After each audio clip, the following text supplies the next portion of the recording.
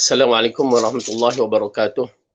Innal hamdalillah nahmaduhu wa nasta'inuhu wa nastaghfiruh wa na'udzu billahi min shururi anfusina wa min sayyiati a'malina. Man yahdihillahu fala mudilla lahu wa man yudlil fala hadiya lahu. Asyhadu an la ilaha illallah wahdahu la syarika lah wa asyhadu anna Muhammadan 'abduhu wa rasuluhu amma ba'du. Fa inna khairal kalami kalamullah wa khairal huda huda Muhammadin sallallahu alaihi wasallam wa syarrul umuri muhdatsatuha wa kullu muhdatsatin bid'ah wa kullu bid'atin dhalalah wa kullu dhalalatin finnar. Alhamdulillah, kita rafakkan syukur kita kepada Allah Subhanahu Wa Taala dapat berkumpul dalam majlis ilmu ini yang menjadikan asas kepada kita ilmu yang bermanfaat. Al-ilmu qabla al-qawl wal-amal, ilmu sebelum perkataan dan perbuatan yang diketengahkan oleh Imam Bukhari dalam bab ini. Ianya merupakan satu tuntutan yang besar kepada kita dan kita bersyukur ya kepada Allah Subhanahu Wa Taala yang telah memberikan kita hidayah dan petunjuk untuk memahami Al-Quran dan As-Sunnah seperti mana fahaman tiga kurun yang terbaik. Dan yang paling penting, selawat dan salam ke atas junjungan Nabi kita yang telah menjadi Rasul, yang telah memberikan risalah yang paling besar, ya, mengenal pencipta kita dan mengajar bagaimana untuk mengikut arahan pencipta kita. Dan itulah yang terbaik kerana perjalanan kita akan bertemu dengan pencipta kita nanti juga. Baik, jadi kita telah berada dalam tahun baru, bulan baru yang berada di akhir bulan pun, Januari akan masuk bulan berikutnya dan kita dah berada di dalam bulan Rejab. Lepas Rejab, Syaban, lepas Syaban, ya, Ramadan. Maka perjalanan kita ni makin lama makin mengasyikkan, yakni menyeronokkan. Kerana perjalanan yang begini kita akan mendapat banyak ganjaran pahala yang akan dibentangkan terutamanya pada bulan Ramadan yang disediakan pengampunan untuk orang-orang yang mencari pengampunan kepada Allah Subhanahu Wa Taala. Ya, ia merupakan satu jalan yang terbaik di antara jalan-jalan untuk kita mengabdikan diri kepada Allah dengan dihapuskan dosa-dosa kita. Jadi insya-Allah apa yang paling penting dalam bab ini ialah persiapan kita perlu ada dan perbuatan kita mestilah mengikut rentak-rentak yang telah diajarkan oleh Rasulullah SAW, rentak syarak yang tidak boleh ditambah dan tidak boleh dikurangkan. Ikut sahaja atas seruan Allah dan Rasul ini. Kerana tuan-tuan dan perempuan sendiri mengetahui bahawa sesuatu yang telah ditetapkan, ya, maka kita kena ikut satu yang telah ditetapkan, tidak boleh ditambah dan tidak boleh dikurangkan. Dalam urusan dunia itu sendiri pun begitu juga. Bila diwartakan oleh kerajaan, ya, maka dia tidak boleh dipusing-pusing. Begitulah dengan agama kita. Bila diwartakan oleh Allah melalui lisan Rasulullah SAW, dia tidak ada pilihan melainkan ittiba' sahaja. Jangan kita berpusing-pusing dalam bab ini kerana berbahaya. Walaupun kita nampak sedikit sahaja, ya, kita pusing tu sedikit sahaja, ya, terutamanya dalam sudut zikir misalan, ya, sikit sahaja. Ya, kalau kita menyaksikan yang sikit itulah isyarat kepada hati kita telah lari daripada manhaj Al-Quran dan Sunnah atau mengikut Allah dan Rasul. Ya, sikit je, alah sikit je Ustaz, apa salahnya? Tak, agama bukan begitu. Agama bukan begitu. Agama seperti mana yang dicelupkan, maka itulah kita celupkan. Agama yang mana yang dibentukkan, itulah yang kita bawa. Dia bukan boleh nak buangkan sikit, nampak tak cantik, tambahkan sikit bagi cantik. Tak, agama bukan begitu. Agama adalah ittiba', ikut bagaimana celupan dia begitu, begitulah celupan dia yang perlu kita bawa. Ya, berbahaya sebab apa tuan-tuan dan perempuan? Kerana ramai yang tidak perasan dalam bab ini.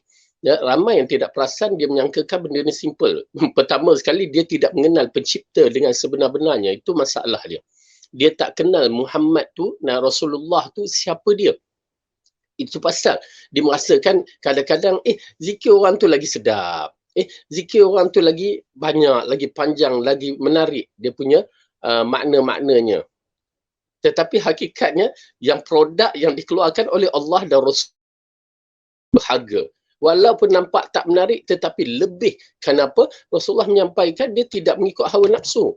Ada pun zikir-zikir yang datang selain daripada Rasulullah itu mengikut hawa nafsu masing-masing.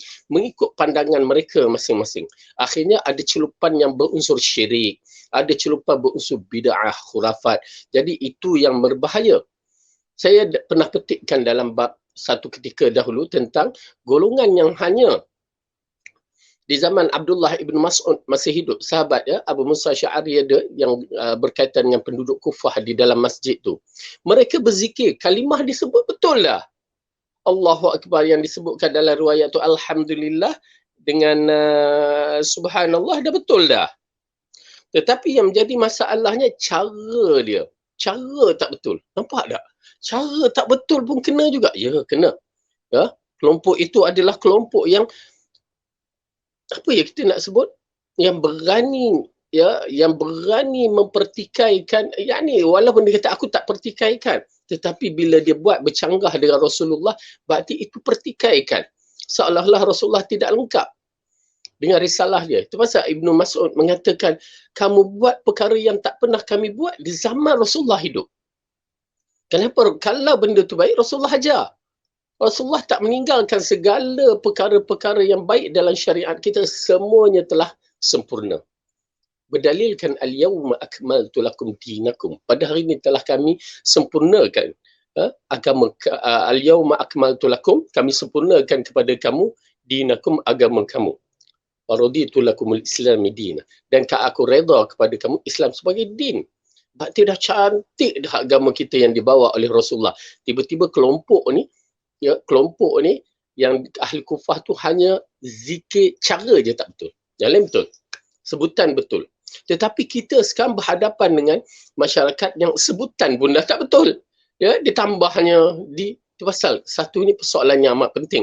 Apatah lagi ya, agak saya kerana benda ini sedang berlaku ya, telah dipertanyakan beberapa orang. Apabila ditambahkan dan okey, pertambahan itu bukan berlaku di zaman Rasulullah dan bukan berlaku di zaman para sahabat dan juga bukan berlaku di zaman tabi'in. Yang ni generasi yang hebat ni. Tabi'in pun kita tak nampak yang berlaku selepas itu. Penambahan tu. Kemudian yang menjadi isunya, ya, benda itu ditambah dengan pandangan, kalau kita kata ulama tu ijtihad, ya, kalau betul dia ulama yang rasikhin, maka ijtihad dia, kalau betul, 2 pahala, salah 1 pahala. Kita tak boleh ikut. Tapi benda ni dah jelas. Kerana ianya salah. Dari sudut syarak. Kerana Rasulullah tak pernah menyebutnya. Para sahabat tak pernah menyebutnya. Ulama mutaakhirin tu mengistiharkan benda ni sunat. Kalau dia kata harus, masih lagi ringan. Tetapi dia kata sunat. Ya, bila kita membicarakan tentang agama berkaitan dengan ganjaran, sunat, fardu, haram, kita kena faham bahawa itu adalah satu perkara yang hanya Allah sahaja yang mampu mensyariatkan. Kenapa? Kerana bila sebut sunat, ada pahala. Okey? Bila kita sebut sunat, ada pahala. Maka orang akan cuba nak buat. Sedangkan kalau Allah tak sebut sunat, kita sebut sunat, siapa yang nak bagi pahala tu? Tu yang jadi masalah. Siapa yang nak mengeluarkan pahala tu? Macam seorang bos, seorang staff dia. Ya? Bos tak bercakap, tapi staff tu kata, okey, nanti dapat allowance. Sedangkan bos tak cakap. Tiba-tiba bila hari nak dia buat tu, nakkan allowance, siapa yang nak bagi allowance?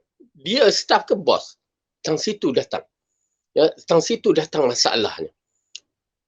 Yang menyebabkan pergaduhan berlaku. Begitu juga dalam bab ini, apabila Allah tak menetapkan, yang dikatakan ulama tu yang menetapkan, salah.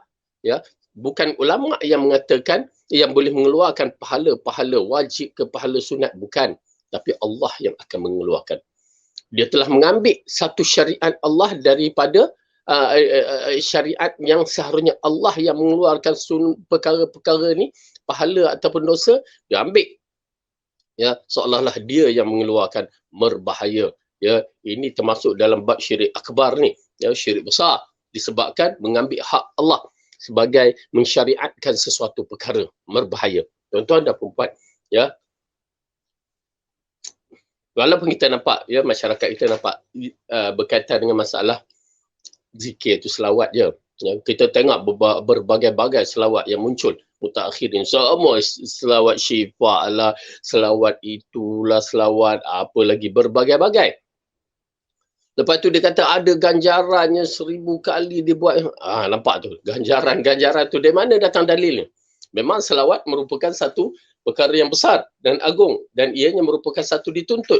Bahkan memang mendatangkan ganjaran-ganjaran besar. Tetapi mesti ada dalil untuk membuktikan fakta-fakta tersebut. Bukan main sebut saja. Ya, itu dah satu bab. Walaupun apa salahnya kita tambah Sayyidina. Ya, Sayyidina. Apa ni, Allahumma salli ala Sayyidina. Nak kata tuan-tuan dan puan-puan, kalau kita nak buat selawat yang begitu khusus, yang memang kan para sahabat bertanya, ya Rasulullah, bagaimana kami nak berselawat dengan kamu? Rasulullah dah bagi clear, ya, dah bagi ini selawat yang aku ajar. Habis jelas, terutamanya selawat dalam solat. Jangan ditambah. Rasulullah dah ajar tu. Ini jenis tak tahulah ambil periksa meniru ke apa. Ya, waktu ambil periksa nak ambil bulat-bulat seperti mana dalam buku, dia pergi tambah. Mana jadi? Ya, mana jadi? Okey, baik.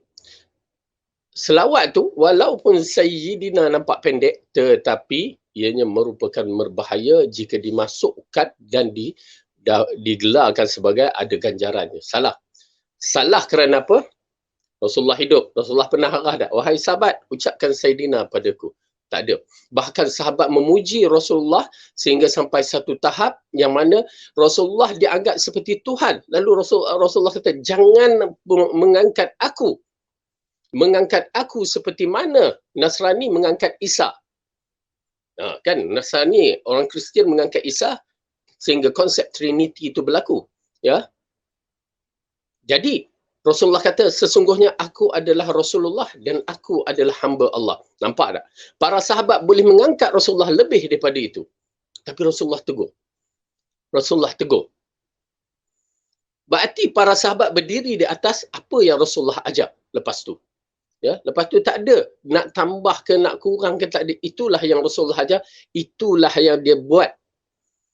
Boleh tak mereka sebut bahasa mereka pun Sayyidina? Waktu Rasulullah hidup boleh buat, lepas Rasulullah wafat pun mereka boleh buat. Kenapa? Kerana Rasulullah masih sahabat masih hidup dan boleh berbicara, tapi mereka tak buat. Kenapa? Mereka itu adalah sebaik ummah.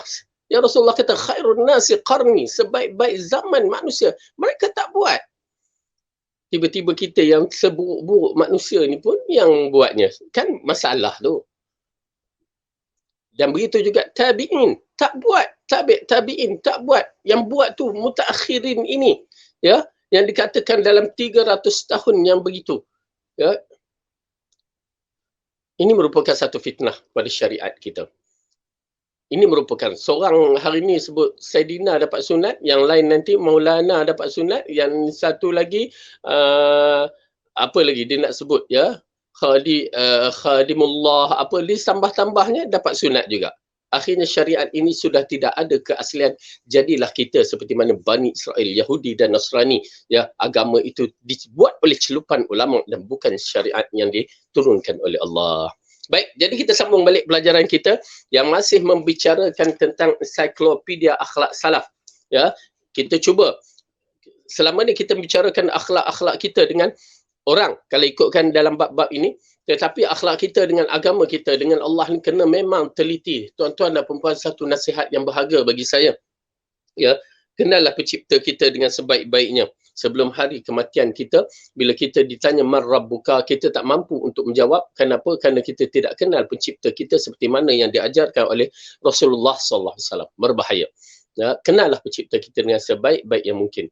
Sebelum kita bertemu dengan pencipta kita dalam keadaan kita tidak mengenalinya, dan akhirnya bila ditanya man rabbuka, man nabiyuka, ma dinuka, ya, kita tak mampu untuk menjawabnya. Na'udzubillah min zalik. Kerana jawapan itu bukan datang dari mulut kita ni, tetapi ya daripada apa yang kita i'tiqad, percaya, ya, i'tiqad, percaya, ya, dan percaya itulah yang memerlukan kepercayaan yang betul, tepat dan mantap untuk kita menjawabnya di alam kubur nanti. Ya, insya-Allah Allah memudahkan kita semua. Allah memberikan kesempatan kita untuk mempelajari akidah yang betul, ya, dan tauhid yang betul ini supaya kita bertemu dengan Allah dalam keadaan kita betul perjalanan kita. Baik. Muka surat 153 Yang kedua, ya, nombor 2 yang kita membicarakan bab muraqabah. Bab muraqabah, yang satu muraqabah ya menuju amal terbaik. Yang kedua, muraqabah ini Allah tidak pernah lengah. Ya, subhanallah, satu perkara yang besar. Saya amat suka tuan-tuan dan perempuan bila kita membicarakan tentang agama ini, ya, terutamanya berkaitan dengan dalil Al-Quran, ta'zim kita kepada ayat-ayat Allah tu datang, ya. Ta'zim kita yakni mengagungkan, pertama beriman ini ayat Allah dan mengagungkan, ya Allah aku beriman dengan ayatmu dan aku merasa seronok, gembira kena keluarkan dalam jiwa kita. Kerana bila kita keluarkan dalam jiwa kita, perjalanan insya-Allah, ya, keikhlasan itu akan muncul dan kesungguhan kita untuk menyambut seruan Allah itu akan lagi muncul. Saya tahu usia-usia kita yang makin lama makin makin ni dah meningkat ini menuju ke alam yang mana kita akan berada di satu alam yang lain, ya, maka kita kena bersiap sedia dengan kesungguhan, kemantapan, ya. Kereta kalau dah buruk nak buat macam mana pun agak sukar nak mencantikkan dia kan. Kerana apa? Waktu itu kereta baru dia akan menonjol. Apa juga macam decoration pun sendiri, kalau benda tu dah lama kita cuba nak tukarkan, ya, nak cantikkan dah tak berapa boleh. Tetapi ingat tuan-tuan dan perempuan, dalam diri kita ni, ya, walaupun badan kita ni dah tua, nak cantik dah tak boleh dah. Maksudnya kalau dah kedut tu kedut lah, buatlah macam mana pun, mungkinlah nak make up sampai botok, sampai besar, tembam ke apa ke, ya. Tuan-tuan dan perempuan, dah tua tetap tua. Uban dia akan keluar. Kedutan akan keluar. Sakit-sakit akan keluar. Namun begitu, iman itu dia tidak tua. Tuan-tuan dan perempuan, iman itu perlu dihidupkan, sentiasa dihidupkan. Iman itu akan dihiasi, boleh dihiasi. Ya, kekuatan iman kita boleh dihiasi bila-bila masa. Bergantung kepada kesungguhan kita untuk menghiasi iman kita. Oleh kerana itu, minda kita dan keimanan ini perlu fokus kepada beriman kepada Allah dengan bersungguh-sungguh. Ya, aku nak barukan. Kerana kadang-kadang Rasulullah SAW ya berkumpul dengan para sahabat, jadidu imanakum, ya, barukan iman kamu. Kita kena memperbarukan iman kita bila ada tazkirah macam ni, dia datang. Di antara cara membarukan iman kita, ya, menuntut ilmu sudah tidak boleh dinafikan. Ya, menuntut ilmu yang betul. Dan kedua, pergi ke kubur. Ya, ke kubur tu dia akan mendatangkan iman kita. Yang ketiga, kita pergi tengok anak-anak yatim, orang-orang miskin tu, ya, orang yang susah, kita nak membantu sambil berdakwah tu, kita tengok di situ akan datang iman yang baru. Gosok kepala anak yatim tu bukan gosok saja-saja. Ya, bimbing, kafil, membantu anak yatim, ya, membantu fakir miskin, itu semua akan menambahkan iman. Dia akan rasa sayu. Tuan-tuan dan perempuan, pergi ke hospital, duduk kat hospital tu kejap. Ya, tengok macam mana orang yang sakit, mungkin sakit ke patah kaki ke apa tu, kita tak berapa nak tak berapa nak rasa sangat. Tetapi cuba pergi tempat yang jenis penyakit kanser misalnya. Kanser budak-budak pula tu. Tuan-tuan dan perempuan akan menangis tengok budak-budak kecil kena kanser. Ya, kanser mata, kanser otak, kanser berbagai-bagai bentuk kanser. Subhanallah ta'ala. Subhanallah ta'ala dalam bab ini, ya. Sayu hati ni, sayu tengok, ya Allah, Allah bagi nikmat aku sampai ketua tak ada kanser. Cuma sakit-sakit biasa je. Tuan-tuan dan perempuan, satu benda yang ajaib untuk melembutkan hati kita. Ya, banyak benda. Tapi jangan kita ikut program orang yang bukan Quran dan Sunnah. Dia nampak je lembut, tetapi hakikatnya dia menjauhkan kita dari pencipta. Itu saya nasihat sangat-sangat. Kenapa? Kalau ikut program-program yang bukan membawa kepada kebenaran atau mengenal pencipta kita, dia akan menjauhkan kita dari Tuhan walaupun hati kita ini menjadi lembut. Kita akan langgar urusan Tuhan, hukum hakam Tuhan, walaupun hati kita lembut dengan manusia. Itu tak guna. Ya, tak guna. Nauzubillah min zalik. Baik, jadi kita sambung balik. Allah tidak pernah lengah. Yakni Allah tidak pernah, ya, cuai, Allah tidak pernah membiarkan begitu saja, ya. Kita lihat di dalam bab ini, di antara nama Allah Azza wa Jal adalah Ar-Raqib, yang artinya Maha mengawasi. dari artinya nama itu menunjukkan dia tidak pernah absent dalam mengawasi semua penciptaannya. Ya, tidak ada satu makhluk pun yang luput dari penjagaannya serta pengawasannya. Dia berfirman. Ini di antara perkara yang menarik yang perlu kita tahu daripada Asma'ul Husna, nama-nama yang terpuji. InsyaAllah tuan-tuan dan puan-puan, ya, saya rasa kita dah belajar Asma'ul Husna melalui ustaz-ustaz lain, ya, dan hayati. Kenapa? Dalam bab ilmu agama ni, terutamanya bab dalil-dalil ni perlu kepada iman dan menghayati dia. Okey, dalam kalimah nama Allah ni, nama Allah mengikut sifatnya. Semua nama-nama Allah mengikut sifatnya. Ya, nama-nama Allah ni diambil daripada sifat-sifat yang terpuji. Tetapi bagi manusia bukan semua nama dia mengikut sifat dia. Kadang-kadang nama dia Abdul Rahim, ya, nama hamba kepada Tuhan yang Maha Lembut, dia kasar aja. Ya, kadang-kadang kita tengok, ya, Abdul Ghaffar, tapi dia tidak hamba kepada Tuhan yang Maha Pemaaf. Dia tak pemaaf pun, ya. Okey. Jadi dalam bab itu manusia ini dia lain. Tetapi Allah dia mengikut nama dia. Ya, mengikut nama dia. Namun begitu kita mengatakan letaklah nama yang terbaik. Jangan kita letak walaupun tak ikut nanti nama ni kan, kita letak nama dia jadi John Travolta lah, kita letak nama dia John Collins lah, kita letak nama apa lagi, ya. Berbagai-bagai nama yang kita letak yang pelik-pelik, ya. Masalah nunggu apa nama dicampur-campur je sampai tak faham, ya.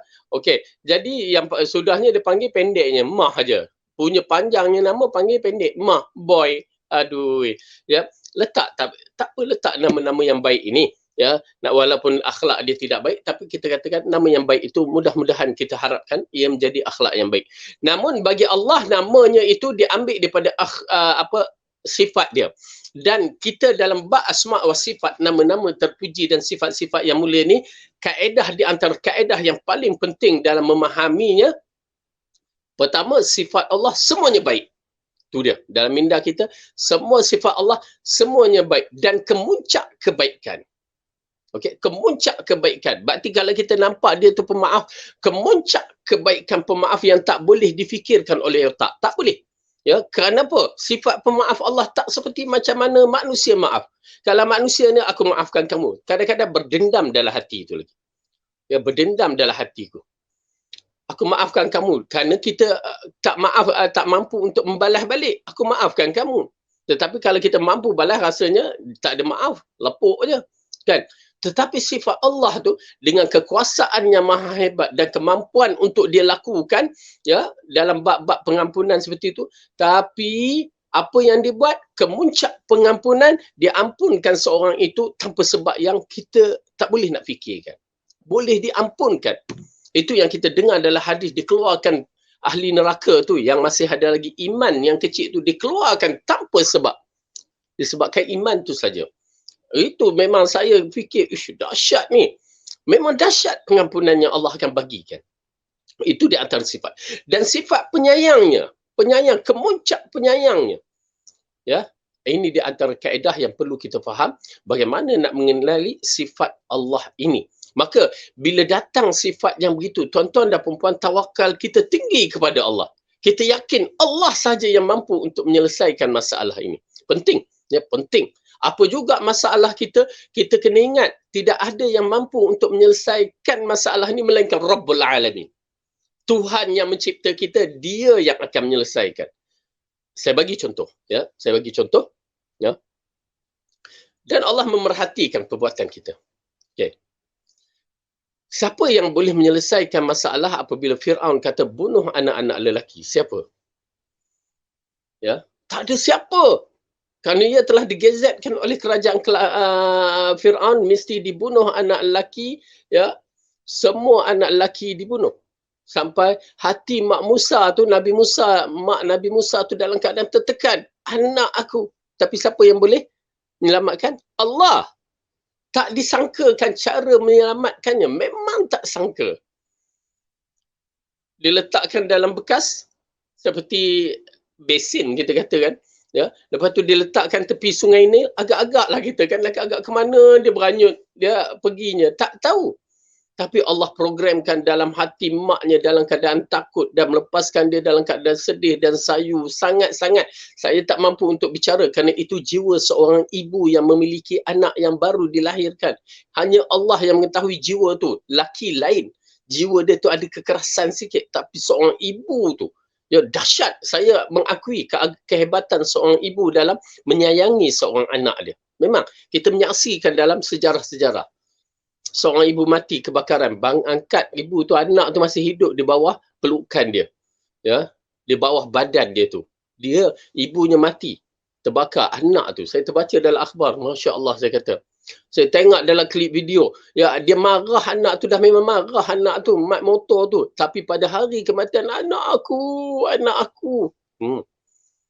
Begitu seorang ibu. Ayah keras hati, ayah dia lain sikit, tapi tak dinafikan ayah hebat juga, ya, dalam dia sayang ayah ni, dia lain sikit, sayang dalam bagi, dalam mendidik, kan. Dia tak susah nak sebut aku sayang padamu, tapi perbuatan itu menunjukkan dia sayang pada keluarga dia, anak dia. Okay? Dan bayangkan mak Nabi Musa lepaskan ke mana tak tahu lagi. Kalau ke Sungai Nil tu tak tahu ke mana nak pergi. Ya, yang kita tahu Sungai Nil itu berpunca daripada selatan menuju ke utara. Maka akhirnya tawakal maknya tinggi, lepaskan, masuk ke dalam kawasan istana Firaun. Bahkan menjadi anak angkat Firaun. Daripada asalnya hukum dibunuh, sudahnya hukum dikawal. Ya, dijaga. Hatta mak dia pun dijaga oleh Firaun. Kenapa? Untuk menyusukan Musa dalam kisah tersebut. Tu dia. Tawakal kepada Allah tinggi. Apabila Nabi Yusuf yang dicampakkan dalam perigi buta tu, ya, agak-agak macam mana, ya, tuan-tuan dan puan tak boleh nak difikirkan bagaimana tawakal yang tinggi kepada Allah itu akan menyelamatkan dari dalam perigi buta, ya, dari dalam perigi buta hingga berada dalam istana. Tu dia perjalanan, ya, daripada perigi buta menuju ke istana. Begitu kedudukannya. Ya, agak menarik dalam sifat Allah yang Maha Agung ini. Baik, jadi kita membicarakan bab raqib ini. Bila kita membicarakan bab raqib ini, Allah yang Maha mengawasi. Pengawasan Allah bukan macam kita. Pengawasan Allah kemuncak kehebatan dengan penglihatan dia, pendengaran dia dan pengetahuan dia. Kita kalau tak ada CCTV, kita dah tak tahu dah macam mana orang tu. Keadaan orang tu. Kita tak tahu. Tetapi Allah Maha mengetahui segala-galanya sehingga apa yang kita lakukan secara senyap-senyap Allah tahu. Kalau jelas nyata lagi Allah tahu. Apa yang terdetik dalam hati kita itu pun Allah Maha mengetahui, menunjukkan pengawasan dia maha dahsyat. Kalau tidak masakan detikan hati akan dibicarakan di akhirat kelak. Sehingga Rasulullah kata niat yang baik itu akan mendapat juga ganjaran pahalanya tersendiri. Nampak tak? Baik, Allah berfirman dalam ayat Al-Quran dalam surah Al-Ahzab. A'udzubillahi minasyaitonirrajim. Wa kana Allahu ala kulli syai'in raqiba. Dan Allah Maha mengawasi segala sesuatu. Ya, ini menunjukkan bahawa saya beriman, ya. Bila saya mengatakan ini kaedah saya, ya. Bila saya sebut bila saya mendengar je kalimah Rabb tu berkaitan dengan Allah tu, alhamdulillahi rabbil alamin, terus gambaran saya dah lain. Gambaran saya terus saya mengingatkan bahawa Allah itu maha hebat, maha kuasa, super power dan segala kekuatan pentadbiran dia dan kehebatan itu hanya milik Allah. Dan satu makhluk pun tidak mampu untuk bersama dengan kehebatan ini. Tu dalam minda saya. Ya, ini semua dari kita pembelajaran dan penghayatan. Ya, bahawa dia datang tu bila ada perasaan begitu lain, ya, semangat tu, ya, mengagungkan Allah tu lain. Okey. Begitu juga bila Allah mengatakan di sini ayat dia wa kana Allahu ala kulli syai'in raqiba, dan Allah Maha mengawasi segala sesuatu. Raqiba bagi saya faham kerana itu sifatnya Maha Agung, ya, yang boleh menelitikan, memerhatikan kemuncak pemerhatian yang begitu dahsyat sehingga detikkan hati kita ni, laluan darah dalam tubuh badan kita ni, semua sel-sel yang tumbuh, ya, yang membiak, yang apa juga yang berlaku di dalam tubuh badan kita ni, dia boleh mengetahui. Dia maha mengetahui. Okey? Begitu sekali. Jadi pemikiran saya dalam bab tu, bahkan yang lebih daripada itu yang mana kita tak mampu nak gambarkan, itulah sifat yang terbaik bagi Allah yang disebutkan raqib, memerhatikan dengan begitu sekali. Dahsyat. Sehingga kan apa, genyitan mata kita pun diambil kira, genyitan mata. Allah ceritakan dalam Al-Quran, ya, wa idza marru bihim yataghamazun. Bila orang mukmin ni lalu depan mereka, mereka genyit-genyit mata. Sampai mata tu genyit pun Allah bagi tahu. Masya-Allah, kan? Begitu telitinya dalam pemerhatian Allah, ya. Dan ya, itu amat penting. Allah begitu teliti dalam pemerhatiannya supaya hamba-hambanya tidak dizalimi. Ya, subhanallah. Baik. Allah berfirman lagi. Wa'lamu anna Allah ya'lamu ma fi anfusikum fahdharu wa'lamu anna Allah ghafurun halim. Tuan-tuan dan puan, ya Allah, kalau kita faham makna ni, menangis ya, rasa sayu sangat, ya, takut dan sayu sangat. Kerana apa? Allah berkata begini, dan ketahuilah bahwasanya Allah mengetahui apa yang ada di dalam hatimu. Nampak tak? Ya. Maka takutlah kepadanya. Allah tahu apa detikan hati kamu, baik ke buruk. Kita ni berbagai-bagai detikan hati. Was-was syaitan yang perasaan kita, tekanan jiwa kita, Allah tahu. Lalu Allah mengatakan apa? Dan ketahuilah bahawa Allah Maha Pengampun lagi Maha Penyantun. Satu kalimah yang Allah susun cukup cantik. Dia tahu niat hati kita, dia tahu apa detikan hati kita, yang jahat ke, yang baik ke. Dia tahu. Kalau yang jahat tu cepat beringat-ingat, Allah Maha mengetahui. Dan yang menarik sekali, Allah katakan, Allah Maha Pengampun dan Maha Penyantun. La ilaha illallah. Satu kalimah yang dikaitkan dengan masalah, kalau kita jahat, ingat Allah Maha Pengampun dan amat penyantun, yang sayang sangat kat kita. Maka berhentikanlah daripada niat yang jahat, perbuatan yang jahat. Kenapa? Pengampunan Allah itu mendahului segala-galanya. Subhanallah. Ini di antara kecantikan Al-Quran itu disusun dan difahami, ya, membawa maksud kedudukan Allah yang maha tinggi. Ya. Subhanallah, kalau kita tengok, ya, saya pun tak tahulah dalam bab ini, tapi kita merasakan kehebatan dalam Allah menerangkan ayat-ayat supaya kita kembali kepada Dia, ya, kerana semua Allah ceritakan bila bertemu dengan perkara-perkara yang menyebabkan kita rasa kita ni berdosa, Allah akan cerita Allah Maha Pengampun, Allah Maha Lembut, Allah segala-galanya. Ya, tuan-tuan dan puan-puan, berusaha, ya, kerana Allahu Akbar, kita kena kenal pencipta kita dengan sebaik yang mungkin, dan Rasul kita dengan sebaik yang mungkin. Okey, Allah mengatakan lagi. Ni ayat dia yang saya katakan, di antara ayat dia. Ya'lamu kha'inatal a'yuni wa ma tukhfis sudur. Surah Al-Mu'min. Dia mengetahui pandangan mata yang khianat dan apa yang tersembunyi di dalam dada. Maha suci Allah dalam muraqabah. Muraqabah Allah bukan semata-mata pergerakan kita, tetapi pergerakan jiwa kita, hati kita pun dia tahu. Itu yang dimaksudkan. Perkhianatan mata. Rupanya mata kita ni pun ada khianat dia. Ya, khianat dia duk tengok orang. Antara kita tengok tu tengok apa, maksiat ke, ataupun tengok nak mengumpat, ataupun tengok nak memuji. Ya, dia ada kategori-kategori tengok pada mata kita ni. Ya, kalau mata kita duk tengok maksiat, maka berbahaya. Kalau kita tengok orang seorang tu atas tujuan apa, nak ngutuk, berbahaya. Kalau sekadar tengok untuk mengambil ibrah, cantik, baik. Dan kalau melihat kebesaran Allah apa semua untuk menjadikan panduman untuk menguatkan iman, lagi cantik. Dia begitu kedudukannya. Dan kha'inatul a'yun, pengkhianatan mata ini, ya, kadang-kadang kita ni, saya dulu pun tak faham kenapa, ya, kenapa terjadinya perkara-perkara ini Allah bangkitkan. Nak menceritakan kepada kita bahawa kita akan dihisap semua pergerakan kita. Astagfirullah. Ya, astagfirullah. Mudah-mudahan Allah ampunkan kita semua. Ya, banyak dosa-dosa kita ni. Tuan-tuan dan puan-puan, banyak dosa-dosa kita. Mudah-mudahan Allah ampunkan kita semua. Allahumma fir lana dzunubana. Allahumma fir lana. Pergerakan kita ini disaksikan oleh Allah. Ya, sampai mata tu khianat, ya, khianat yang seperti ayat yang kita ceritakan tadi, dan ianya diikuti oleh satu hadis yang Rasulullah menceritakan kepada hari Fathul Makkah kepada para sahabat. Tangkap orang ni walaupun dia bergayut pada Kaabah, pintu kelambu Kaabah, dan bunuh, ya.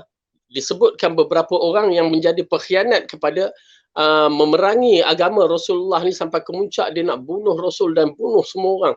Jadi Rasulullah kata tangkap orang tersebut. Maka dibagikan list nama, tak amai pun. Ya. Di antaranya Ikrimah bin Abi Jahal, ya, anak kepada Abu Jahal. Tetapi alhamdulillah dia telah dibebaskan disebabkan permintaan orang yang menjadi isteri dia sendiri sebagai yang beriman minta Rasulullah berikan keringanan, maka Rasulullah maafkan kalau dia beriman. Itu ada cerita dia tersendiri dan menarik, ya. Dia menjadi seorang mukmin yang begitu dahsyat sehingga dalam satu peperangan, ya, dia menunjukkan kehebatan dia betul-betul ikhlas kerana Allah, ya. Okey. Yang kedua, seorang lelaki ni para sahabat dapat tangkap, ya. Dapat tangkap, dikatakan dia berselindung di balik Kaabah, lalu dibawa kepada Rasulullah sallallahu alaihi wasallam. Rasulullah sallallahu alaihi wasallam dah membenarkan, dapat je terus bunuh. Ya, bunuh. Kerana kedahsyatan ini di antara perkara yang agak kita kena faham elok-elok. Ada benda yang mana dalam siri hukum hakam, dalam kes jenayah pun begitu. Ada yang dipenjara, ada yang dihukum bunuh, gantung, ada yang berbagai-bagai, dan ini termasuk dalam hukum gantung, hukum bunuh. Maka bunuh, jangan tak perlu bawa kepada Rasulullah, tetapi akhirnya mereka bawa, ya, mereka bawa, dan mereka bertanya pula, ya Rasulullah, bagaimana kedudukan dia ni, ya. Rasulullah pula bukan jenis orang yang 2-3 kali ulang cakap dalam bentuk-bentuk yang begini, ya. Dia kata, lalu Rasulullah kata, sahabat bertanya, Rasulullah diam je. Kenapa? Itu adab, di antara adab, walaupun orang tu akan dibunuh tapi dia akan menjadikan satu benda yang lebih dahsyat kalau disebutkan. Tapi Rasulullah kata, buat je. Rasulullah tunggu. Mereka tanya lagi, ya Rasulullah, bagaimana kedudukan dia ni? Ya Rasulullah, sampai 2-3 kali, Rasulullah kata bebaskan. Tu dia, ya. Lalu lepas dia, para sahabat bertanya, ya Rasulullah, tadi kamu arahkan kami bunuh, tetapi kenapa dibebaskan? Bunuh dengan keputusan dibebaskan, jarak tu kan. Lalu Rasulullah kata, memang aku suruh kamu bunuh dia.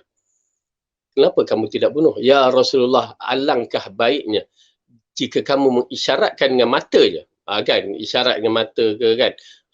Nescaya kami bunuh dia. Rasulullah lalu mengatakan, para Nabi tidak pernah mengkhianati dengan mata.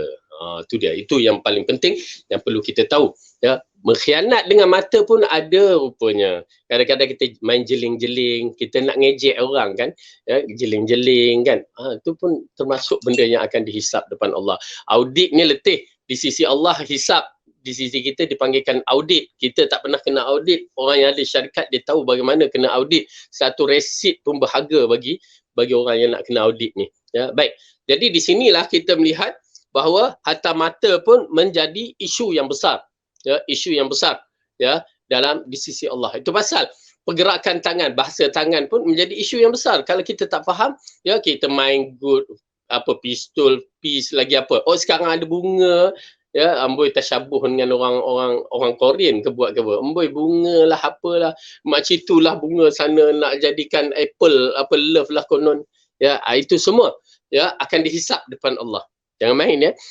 Bukti dia, okey, kita ambil bukti. Pada hari Abu Lahab, ya, apabila Rasulullah sallallahu alaihi wasallam panggil untuk dakwah, seruan dakwah dia, diarahkan mengisytiharkan dakwah Islam, maka Rasulullah berdiri di atas Bukit Safa. Di satu tempat Bukit Safa ni pada zaman itu adalah tempat mengisytiharkan satu perkara yang penting. Ya, apa juga perkara penting, berdiri kat situ, orang akan datang. Dia bukan berdiri saja-saja, orang tak datang. Tapi memang tempat itu, siapa yang berdiri, maka orang akan hantar. Siapa juga, dia akan hantar. Mula saya tak faham, tapi bila kita menyaksikan, baca sejarah tu elok-elok, kita dapati itu adalah satu tempat yang mana Rasulullah isytiharkan, adalah tempat siapa saja pada zaman itu ada benda penting, dia akan berdiri di situ. Nak menceritakan. Maka orang pun hantar, tak kira yang ada masa ke tak ada masa, dia hantarkan wakil dia untuk mendengar apa yang Rasulullah nak cakap. Okey, kita tahu Abu Lahab termasuk orang yang ada dalam majlis tu. Lalu Rasulullah mengatakan, apakah pandangan kamu bila aku mengatakan di belakang Bukit Safa, bukan jangan tergambar Bukit Safa yang ada sekarang ni. Sekarang dah rendah dah. Dulu agak tinggi. Ya, di belakang Bukit Safa itu ada tentera yang sudah berkumpul untuk memerangi kamu. Terkejut para orang kafir Quraisy itu, terkejut. Ada tentera? Aku kata begitu.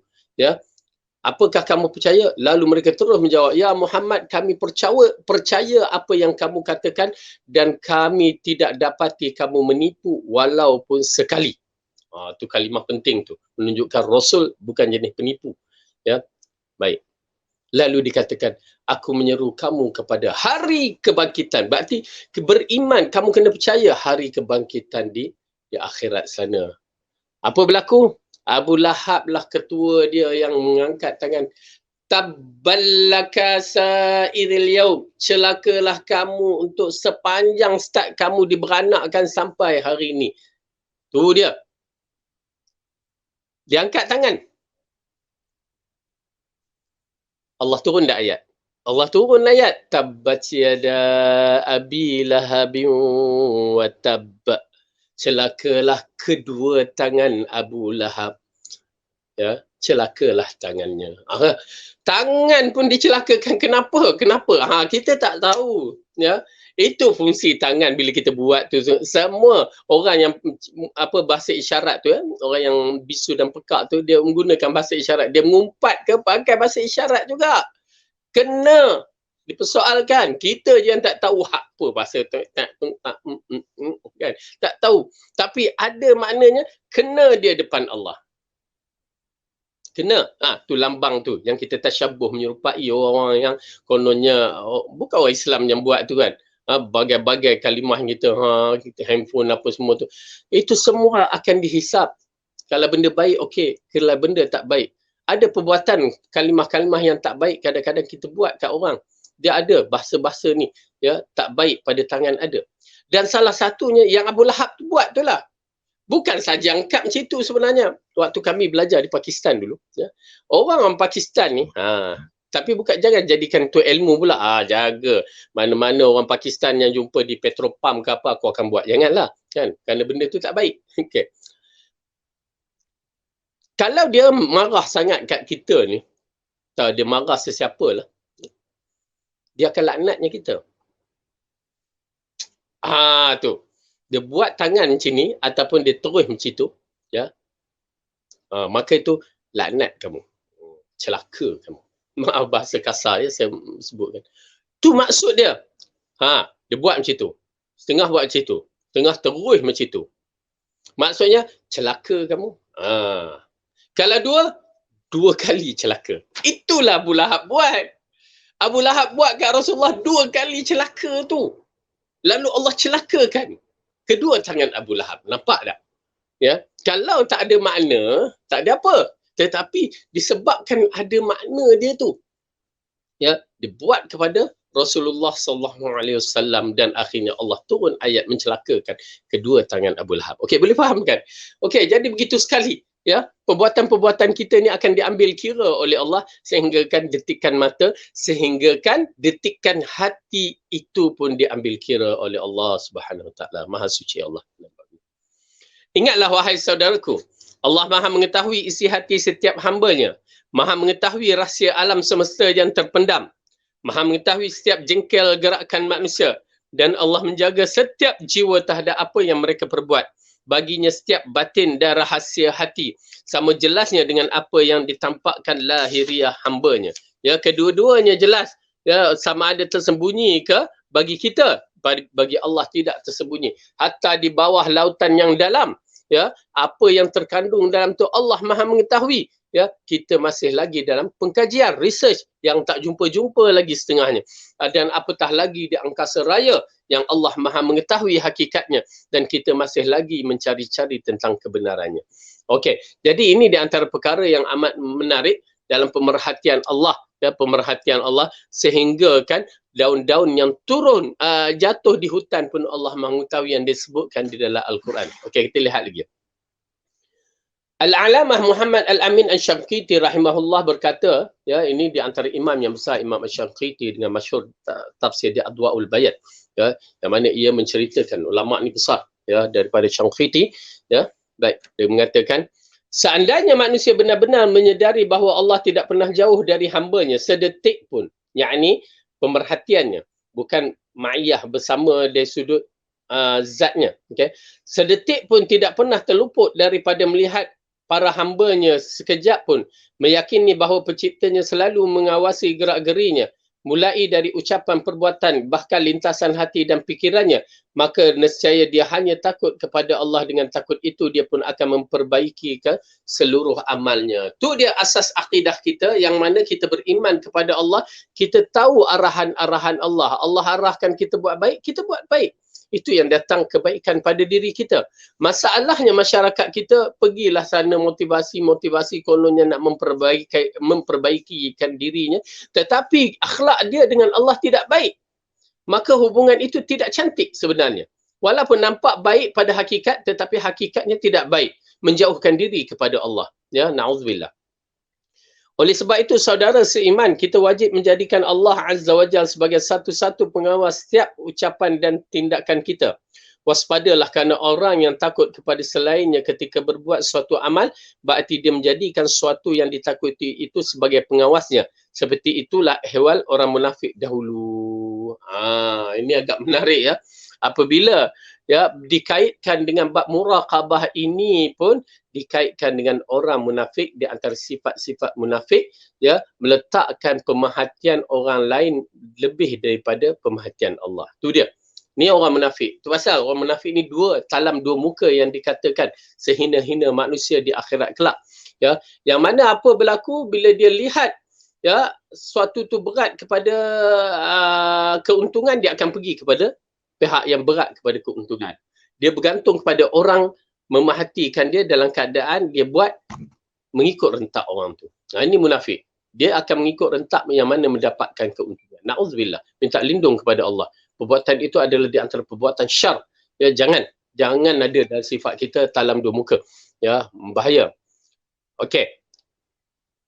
Kemudian Allah berfirman, ala innahum yasnuna sudurahum liyastakhfu min ala hina yastaghshuna thiyabahum ya'lamu ma yusirruna wa ma yu'linun innahu alimun bidhatis sudur. Ingatlah, sesungguhnya orang munafik itu memalingkan dada mereka untuk menyembunyikan diri dari Muhammad. Ingatlah di waktu mereka menyelimuti dirinya dengan kain. Allah mengetahui apa yang mereka menyembunyikan dan apa yang mereka nyatakan. Sesungguhnya Allah Maha mengetahui segala sesuatu di dalam hati. Okey. Baik. Dalam ayat ini mengisyaratkan kepada kita beriman kepada Allah yang Maha mengetahui. Oleh kerana itu, tuan-tuan dan puan-puan menyaksikan dalam bab ini di zaman para sahabat ni, kewujudan Rasulullah itu membezakan antara nifak dan orang yang beriman. Memang dapat dibezakan. Ya, sehingga satu perkara diberikan kepada Huzaifah Al-Yamani, penyimpan rahsia Rasulullah, yakni dia mengenali sifat-sifat orang munafik. Ya, yakni mengenali orang munafik, bukan sifat-sifat saja, orang munafik tu dia mengenali. Sahabat lain tidak memiliki. Hatta Umar, ya, radhiyallahu anhu sendiri bertanya kepada Huzaifah, dia tahu dia ni pemilik penyimpan rahsia Rasulullah, adakah aku ini munafik? Ya, tanya begitu. Kalau kita ni duk tanya orang, adakah orang tu munafik? Tak pernah nak tanya diri sendiri tu munafik ke tidak, kan? Tetapi Umar bertanya untuk menjauhkan diri dia.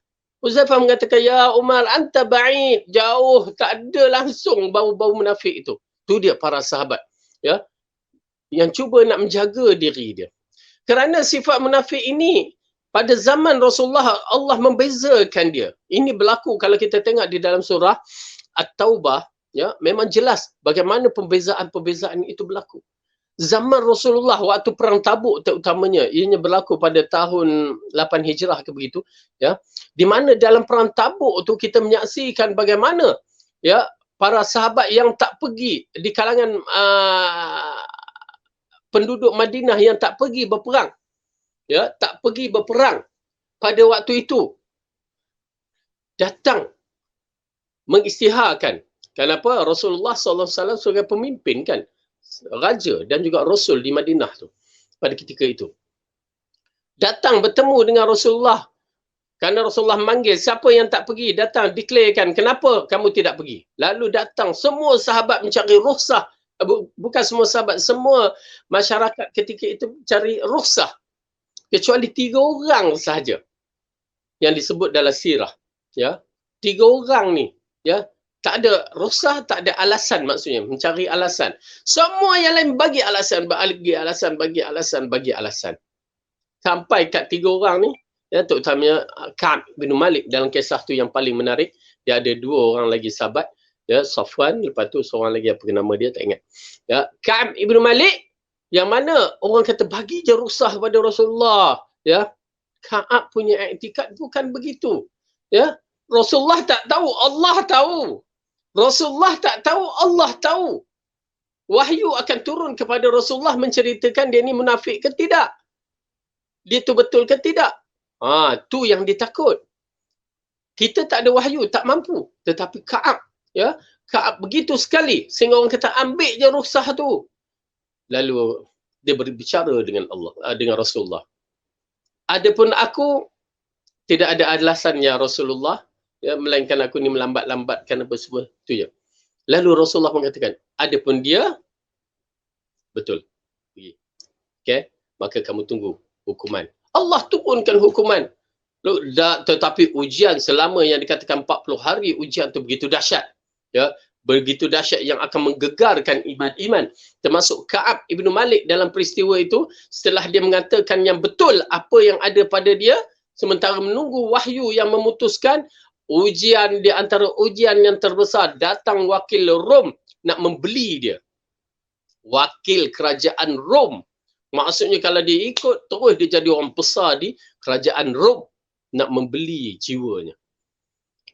Kalau aku dah lah kena boykot, ya, lepas tu dia pun buat tak peduli, baik aku jadi orang ni. Itu dia kaedah dia. Dan dia sahabat Nabi yang besar. Lalu dia kata, dia ambil surat tu dibaca, ya, yang dihantar oleh kerajaan Rom tu. Ini di antara kecelakaan yang besar. Dia cari, dicampak dalam api. Tu menunjukkan ketegasan istiqamah dia bersama setia dengan Rasulullah. Akhirnya turun ayat selepas 40 hari yang dikaitkan itu, turun ayat yang membenarkan 3 orang itu. Ya, jom kita tengok sekejap dalam surah At-Taubah. Penting untuk mengajar kita. Dalam surah Taubah banyak menceritakan sifat nifak. Ya, dia agak menariklah dalam bab ini.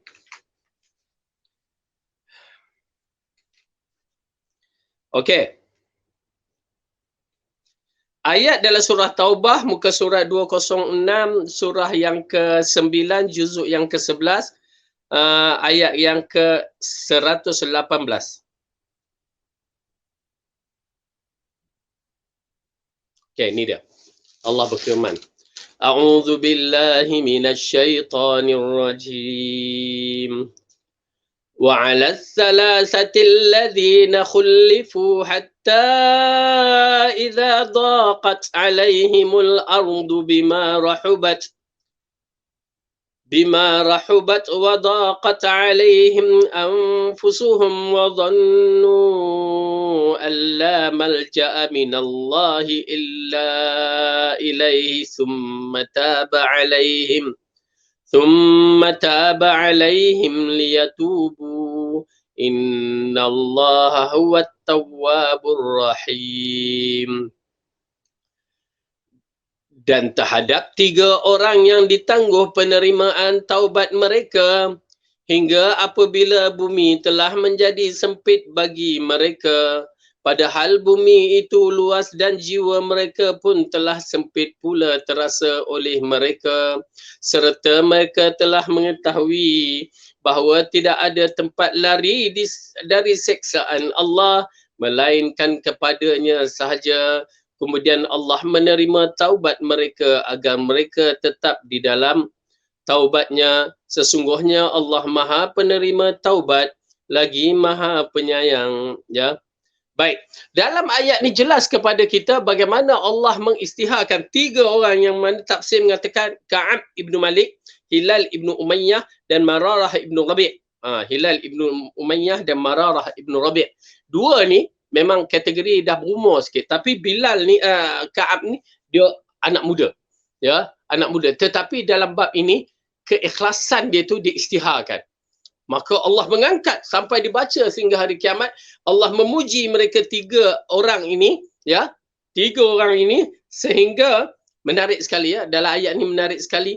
Waktu mereka tertekan tu, mereka rasa dunia ni sempit. Di situ datang kaedah yang perlu kita faham, bahawa kadang-kadang kita rasa sempit sangat dunia, ya. Bukan masalah dunia ni sempit, jiwa kita sempit.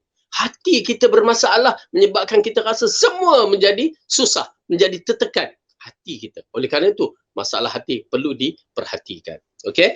Jadi ini dia.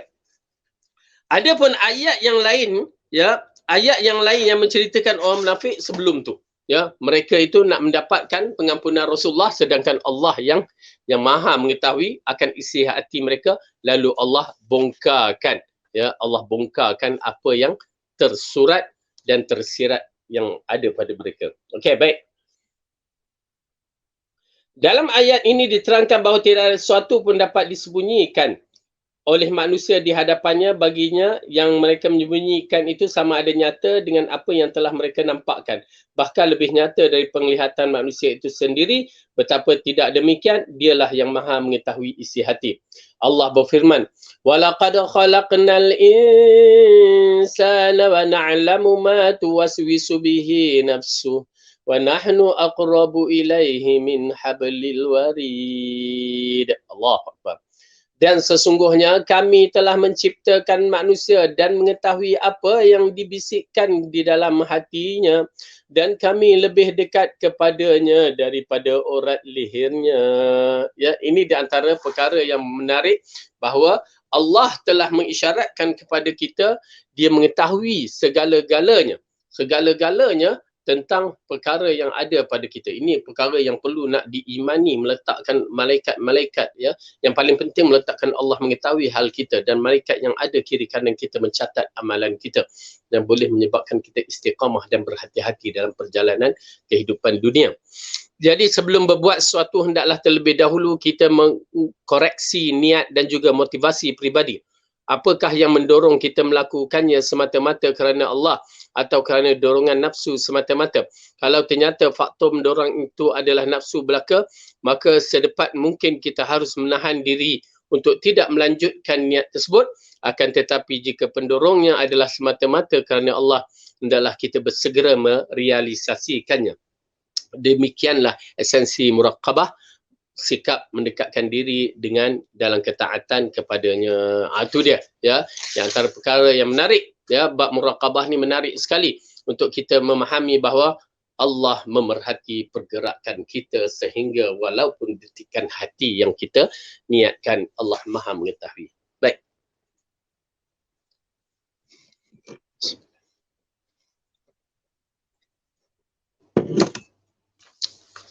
Yang ketiga, jagalah Allah sebagaimana Nabi menjaganya. Ya, agak menarik, ya. Jagalah Allah sebagaimana Nabi menjaganya. Ini kalimah ni amat penting, ya. Tajuk tu memainkan peranan. Kenapa? Jagalah Allah bukan sebagaimana ustaz jaga ke, setengah golongan sufi mengatakan tok guru dia, ya, khalifah dia menjaga Allah. Tak sama. Ya, tak sama. Kerana penjagaan Rasulullah itu lain. Penjagaan mereka itu lain. Cara penjagaan itu lain. Ya, penjagaan mereka penuh dengan unsur bid'ah, khurafat dan syirik. Tetapi penjagaan yang diajarkan oleh Rasulullah, itulah yang Allah nak. Itu dia, ya, menarik. Muraqabatullah, muraqabatullah, selalu merasakan dalam pengawasan Allah merupakan akhlak Rasulullah sallallahu alaihi wasallam yang wajib kita teladani.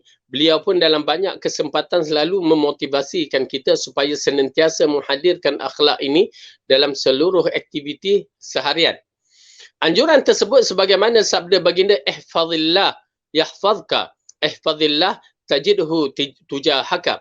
Jagalah Allah, nescaya dia akan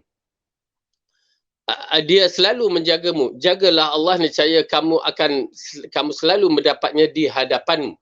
Ya, yakni kita akan merasakan dia sentiasa memahati kita, bukan maksudnya dia berada di depan dengan zat dia nun di atas arash ar-Rahman, tetapi ilmu dia dan kita rasa seolah-olah dia berada bersama kita. Kadang-kadang perasaan tu ada, ya, macam anak-anak kita kecil-kecil dulu, ya, sampai rasa mak kita tengok aja kita, dia kata, ya, ibu tengok aja, sampai tak ada ibunya bercakap pun dia rasa macam ibu dia panggil, ya, berdatang dah ibu panggil kan, tak ada bunyi, dengar suara ibu panggil, ada perasaan tu, takut kan, begitu sekali. Jadi oleh kerana itu dalam bab itu perasaan itu kena ada, ya, kerana kena ada, ya. Macam mana ya kita nak melatihkan diri kita, melainkan kita kena paksa diri kita, latihan demi latihan, ya, perasakan Allah memahatikan kita. Dan hadis ini, ya, yang mana hadis yang diriwayatkan oleh At-Tirmizi, yang Rasulullah katakan ihfazillah yahfazka, ya, yahfazka, ihfazillah tajidhu tujahaka, ya, takutlah kamu ataupun jagalah Allah, nescaya dia akan menjagamu. Yakni jaga Allah ini i'tiqad kena betul dan kita sentiasa menyaut seruan dia. Jagalah Allah, nescaya kamu selalu mendapatinya di hadapanmu, ya, Allah akan menyelamatkan kamu, membantu kamu dalam banyak urusan. Perhatikanlah bagaimana beliau mengajar kita umat Islam supaya selalu merasa pengawasan Allah pada setiap diam dan gerak, juga pada setiap ucapan serta perbuatan kita. Hendaknya pengawasan tersebut kita rasakan di mana pun dan bagaimanapun keadaan, hingga kita terus terdorong untuk berbuat ketaatan dan menjauhi perbuatan dosa. Okey? Jadi dalam bab dia menerangkan bagi kita supaya kita merasakan Allah sentiasa memerhati kita, pengawasan lah, ya, pengawasan di bawah penjagaan Allah. Oleh kerana itu orang yang beriman, ikatan dia dengan Allah tu sentiasa maintain, sentiasa berterusan. Dia rasakan Allah lihat, dia rasakan Allah begitu begini dalam jiwanya. Dan ianya perlu ada dalam diri kita dalam bab ini, kerana dia akan membimbing kita banyak perkara yang baik-baik. Okay? Dan Nabi bersabda, ittaqillahi haitsuma kunta wa atbi'is sayyi'atal hasanata tamhuha wa khaliqin nas bi khuluqin hasan. Bertakwalah kepada Allah di mana pun kamu berada. Iringilah keburukan dengan kebaikan, nescaya ia akan menghapuskannya. Dan bergaullah manusia dengan akhlak yang baik. Masya Allah, ya, 3 serangkai yang Rasulullah bagi ini merupakan usul kepada muamalah kita dengan Allah dan makhluk. Ini dia. Pertama, ittaqillah. Takut pada Allah. Berarti bila takut kepada Allah, semua perbuatan-perbuatan yang terlarang kita akan jauhkan. Tak kiralah apa juga perkataan, perbuatan, ya, detikan hati itu, kita akan jauhkan. Kat mana-mana, ya, dia kata, bertakwalah kepada Allah di mana kamu berada. Bertakwa. Apa maksud takwa yang terangkan oleh Saidina Umar? Seperti seseorang berjalan di kawasan yang penuh berduri. Ya, macam mana? Kalau kita berkasut, masih lagi boleh lah. Tapi itu pun kita takut kasut tu ditembuk oleh duri-duri. Jadi kita akan jalan perlahan-perlahan, kalau perlu diketepikan duri-duri itu, kita akan ketepikan walaupun dengan kaki. Kenapa? Kawasan berduri, kawasan berkaca, kawasan berpaku, itu misalnya. Kita ada ke jalan terus? Tak. Kita akan berhati-hati. Itu nama dia takwa. Maksudnya kita berada di kehidupan dunia, perlu berhati-hati. Buat ni halal, buat ni haram, kena kita berhati-hati. Betul ke? Tak betul ke? Kena hati-hati. Wa atbi' sayyi'atal hasanata. Ikutlah perbuatan yang buruk itu, kalau kita dah buat perbuatan buruk, dengan perbuatan yang baik. Kerana apa? Perbuatan yang baik itu akan menghapuskan perbuatan yang buruk. Ini yang datang. Perkara yang amat penting yang perlu kita tahu bila kita buat silap, istighfar. Kan? Istighfar itu adalah perbuatan yang baik. Yang mana bila seorang tu beristighfar, dia boleh menghapuskan dosa-dosa yang lalu. Itu paling kurang. Lepas tu amal ibadat, nak bersedekah ke untuk apa, itu semua mengcoverkan semua kesilapan-kesilapan. Kenapa? Bila seorang itu berbuat perkara yang baik, dia niat perkara yang baik, dia dapat berapa? 1. Bila dia buat 10 dan berlipat ganda. Mengikut amalan yang Allah tetapkan. Adapun perbuatan buruk, bila dia niat, tak ada apa-apa. Kosong lagi. Bayangkan, okey, kebaikan 1, perbuatan yang buruk tu kosong. Itu baru niat.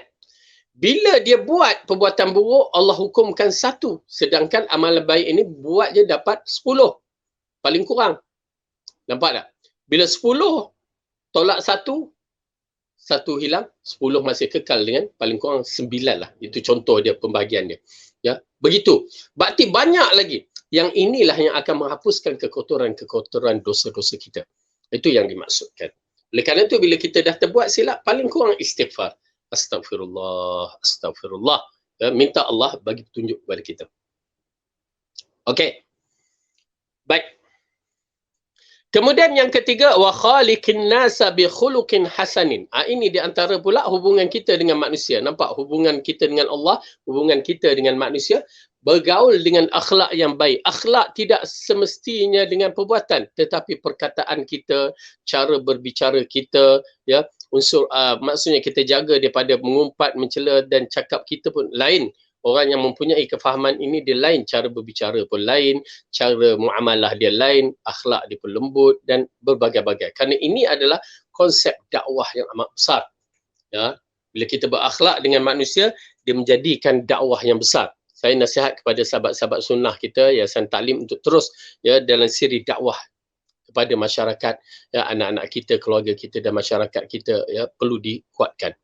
Kerana ianya merupakan asas ganjaran pahala kita di akhirat bertimbun-timbun nanti. Okey, takwa kepada Allah dan akhlak yang mulia merupakan bakal utama untuk meraihkan kebahagiaan dunia dan akhirat. Dan ini hanya bisa dicapai jika seorang hamba benar-benar merasakan pengawasan Allah, baik saat sendiri maupun ketika di tengah keramaian, sehingga kualitas amalnya yang terlihat mata manusia sama baik dengan kualitas amalnya ketika sedang sendiri dan jauh dari pandangan mereka. Maksudnya, orang yang berbuat amalan ini, yang tahu bahawa Allah memerhatikannya, apa yang dibuat di depan orang sama juga dia buat di belakang orang. Maksudnya, dia akan jaga pelihara perbuatan itu.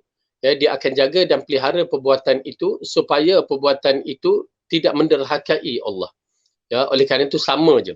Berbandingkan dengan orang munafik. Oleh kerana itu tuan-tuan dan perempuan, kalau nak mengenali munafik ke ataupun tidak, ia bergantung kepada bagaimana kita berhadapan dengan amalan-amalan yang kita buat. Itu perbandingan dia. Amalan kita buat di depan orang munafik, kita jaga elok-elok. Di depan orang munafik. Di depan orang ramai, kita jaga elok-elok. Tapi di belakang orang ramai, tak ada dah. Itu menunjukkan munafik.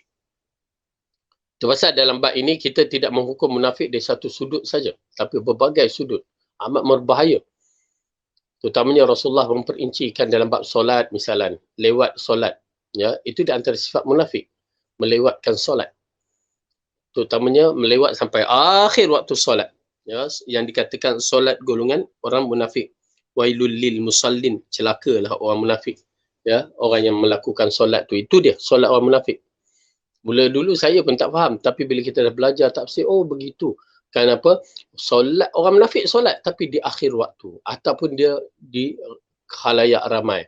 Itu pasal kalau kita tengok ya tuan-tuan dan puan agak menarik sekali. Majlis-majlis solat kan, majlis ilmu, majlis solat, waktu solat kita nampak tak ramai orang. Tapi bila datang majlis, ya, majlis Maulud Nabi ke, setengah orang tu buat majlis apa lagi, keramaian itu ini, ramai pula orang. Ya, satu kampung boleh datang, satu bandar boleh datang. Ada masalah. Ya, ada masalah. Ya, waktu solat tak datang, waktu keramaian datang, itu ada masalah. Ada unsur-unsur yang tak kena. Ya, oleh kerana itu ambil point bab tu. Orang munafik dia beramal di depan manusia. Tetapi kalau dia bersendirian dia tidak akan lakukan. Kalau dia di depan manusia solat sunat tu masya-Allah tabarakallah, sampai kat rumah jangan nak solat sunat, ya nak ngingati Allah pun tak ada. Ya, ini orang munafik. Nak kenal. Kita tidak bicara orang lain, kita bicara untuk diri kita. Adakah aku begitu? Ya, depan orang masya-Allah aku jaga, di belakang orang aku ngumpat, aku kata mengata berbagai-bagai perbuatan tu. Nauzubillah. Jangan jadi begitu. Berhati-hati. Rasulullah mengatakan, "Ma karihta an yarahu an-nasu su fala taf'alhu idza khalauta." Apa yang kamu tidak suka orang lain melihatnya darimu, maka jangan kamu lakukan itu meskipun kamu bersendirian. Ya, nampak tak hadis tu Rasulullah kata, kalau kamu tak suka orang buat kat kamu di depan orang ramai, waktu kamu bersendirian pun jangan buat. Tu dia kaedah dia. Ya, na'udzubillah. Okey. Dalam bab yang begini mengaitkan banyak perkara yang perlu kita lihat apa yang kita berbuat depan orang ramai dan apa yang kita buat pada kita bersendirian. Kadang-kadang depan orang ramai, masya-Allah tabarakallah, kita bersendirian, kita na'udzubillah. Kadang-kadang di depan orang ramai kita na'udzubillah, di belakang orang ramai pun na'udzubillah juga. Itu pun lagi berat. Ya, itu bukan munafik, itu fasik. Kategori yang fasik yang teruk juga. Okey. Kemudian Rasulullah mengatakan, man ardan nasa bisakhatillahi wakalahu Allahu ilan nas wa man askhatan nasa biridallah kafahu Allahu mu'natan nasi. Maksudnya, barang siapa yang mencari redha manusia dengan murka Allah, nescaya Allah akan menyerahkan kepada manusia, dan barang siapa yang membuat manusia marah kerana semata mencari keredaan Allah, nescaya Allah akan mencukupi daripada bergantung kepada mereka. Tu dia cantik.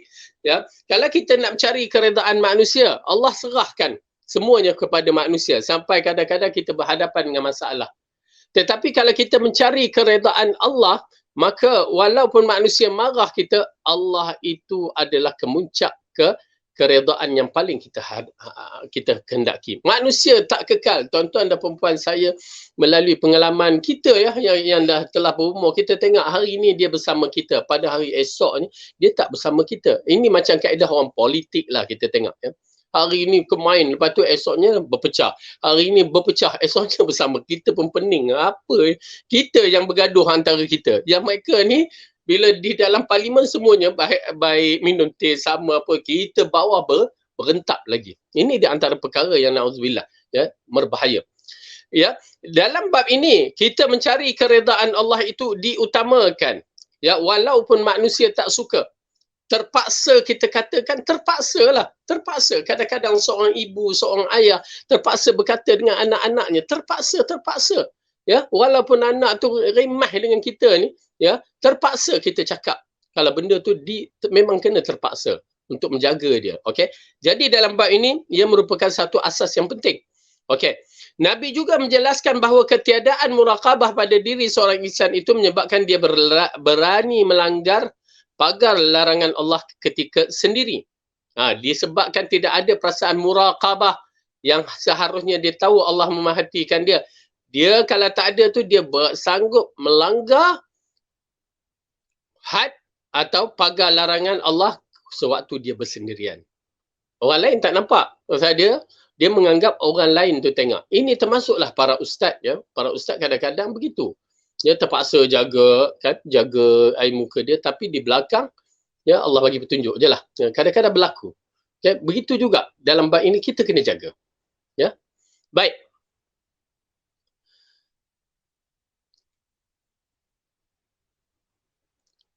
Mana tadi? Nabi juga menjelaskan bahawa ketiadaan muraqabah pada diri seorang insan akan menyebabkan dia berani melanggar pagar larangan Allah ketika sendiri. Jauh dari mata manusia, perilaku ini menjadikan amalnya tidak bernilai di sisi Tuhan. Allahu Akbar. Ya, amalannya tidak ada nilai di sisi Allah. Tuan-tuan dan perempuan, bila disebut amalan tidak ada nilai di sisi Allah, dia mencuit perasaan saya, berarti apa amalan yang akan dibawa di akhirat kelak? Yang saya teringat tu pasal buku yang saya karangkan, 11 yang membatalkan amalan-amalan soleh tu, membatalkan ganjaran amalan soleh tu adalah disebabkan dia bawa amalan dahsyat-dahsyat tiba-tiba menjadi debu berterbangan di sisi Allah. Kumpul duit banyak-banyak, habisnya dicuri oleh scammer misalnya. Itulah nilainya. Okey. Sayu, sedih, takut. Ya, okey, baik. Suatu ketika Thauban sedang bersama Rasulullah sallallahu alaihi wasallam, ya. Dan dia mendengar baginda bersabda, aku akan kuberitahu kalian pada hari kiamat segolongan dari umatku akan datang dengan membawa amal kebajikan setinggi gunung Tihama. Namun demikian Allah menjadikan amalan tersebut bagai debu yang berterbangan. Ini di antara hadis yang saya ambilkan dalam buku tu, bahawa di akhirat kelak ada sekelompok manusia ini, ya, datang dengan amalan yang cukup dahsyat. Disebutkan amalannya solat, puasa, zakat, apa semua datang. Bukan orang biasa, bukan orang kafir, orang Islam. Tuan-tuan dan perempuan berhati-hati. Dia bawa bukit Tihamah yang disebutkan satu bukit yang besar, ya, di Madinah sana, ya. Tiba-tiba datang kepada Allah, amalan itu menjadi debu yang berterbangan. Na'udzubillah min zalik. Jadi debu yang berterbangan. Tuan-tuan dan perempuan, apa maksudnya tu? Tu yang saya kata, kumpul duit dicuri. Betul? Kumpul, kena scam. Betul? Saya dah menyaksikan yang kena scam, bukan calang-calang, ya. Sakit, ya. Berarti menyesal tak sudahlah. Begitulah. Begitu juga amalan kita yang menjadi isunya, ianya akan berlaku di akhirat sana. Yang menjadi isunya, kita tak boleh nak ambil balik, nak buat balik amalan tersebut. Bila amalan itu tidak ada nilainya di akhirat. Kalau amalan itu tidak ada nilai di dunia, kita boleh bertaubat balik, beristighfar dan kita perbetulkan. Tetapi kalau amalan itu sudah berada di kemuncak, waktu yang mana lepas tu tak boleh dibalikkan ke dunia, waktu itu tidak ada lagi boleh membina amalan baru, maka di waktu itu barulah datang penyesalan. Na'udzubillah, dahsyat, ya. Tuan-tuan dan perempuan, dahsyat adalah kalaulah begitu dahsyat. Maka ingat, kita saksikan balik amalan-amalan kita istighfar banyak-banyak. Ya, saya suggestkan juga kalau siapa yang berminat buku saya itu, boleh kita ambil, dan poin-poin tu amat penting. Ya, kerana ada 11 amalan yang saya tulis kat situ, begitu kedudukannya. Baik. Sahabat pun bertanya, wahai Rasulullah, beritahukan kepada kami hal ehwal sifat mereka, ya, dengan jelas agar kami tidak melakukan hal yang sama seperti mana yang mereka lakukan tanpa pengetahuan. Ya Rasulullah, bagi tahu kami sifat mereka tu supaya kami tak ikut mereka, supaya kami tak mengikut cara mereka. Lalu Rasulullah mengatakan, amma innahum ikhwanukum wa min jildatikum wa ya'khuduna minal laili kama ta'khuduna walakinnahum aqwamun idza khalau bimaharimillahi antahakuha. Allahu akbar. Ya, apa Rasulullah kata? Ya, mereka itu adalah saudara kalian serta berasal dari jenis kalian. Yakni dia macam kita juga, orang Islam juga. Ya. Mereka juga mendirikan malam. Yakni mereka pembuat qiyamul lail. Tuan-tuan dan perempuan, bukan sebarangan orang ni. Ini bukan macam kategori munafik. Ya, bukan macam kategori munafik. Bila mampu untuk bangun tengah malam, ya, untuk solat malam. Kerana orang munafik tak bangun malam, kerana dia tak percaya Allah melihat dia. Ya, untuk ganjaran pahala, dia tak bangun malam. Ini orang yang bangun malam, sama seperti kalian juga. Akan tetapi, ini dia, okay, point dia. Akan tetapi, mereka adalah orang-orang bila mana berada jauh dari mata manusia. Mereka langgar larangan-larangan Allah. Tang situ ada kemunafikan mereka. Ya, tapi maksudnya mereka ni orang tak nampak, mereka buat benda haram. Benda haram. Bukan makruh apa, tak, benda haram. Bila orang tak nampak, mereka buat benda haram. Ataupun orang tak tahu, dia buat benda-benda yang haram. Tak kiralah sama ada riba ke, rasuah ke. Ya, orang tak tahu kan, ataupun apa juga dia buat. Ataupun buat maksiat dalam bentuk berzina ke apa ke. Orang tak tahu. Ataupun dia pergi mengumpat dalam WhatsApp dia, Facebook dia ke. Orang tak tahu. Tapi orang tahu, kalau dah masuk dalam tu orang tahu. Ya, maka di sinilah mengisyaratkan kepada kita, dia amalan kita ini akan habis.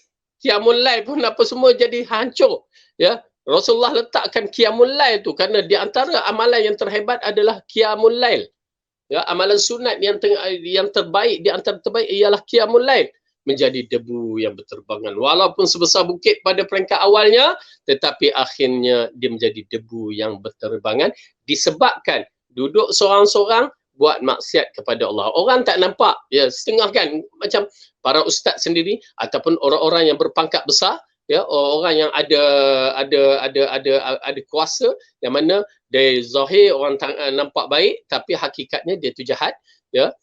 Pasal apa nak cover depan orang ramai, nak tangkap gambar mesti buat baik-baik kan. Bila ada CCTV pun nampak baik, tapi belakang tu, ya, itu dia orang yang melanggar larangan Allah di waktu bersendirian. Nauzubillah, berhati-hati. Jadi tuan-tuan dan puan-puan, kita kena berhati-hati supaya kita tidak terjebak seperti mana yang Rasulullah sallallahu alaihi wasallam ingatkan.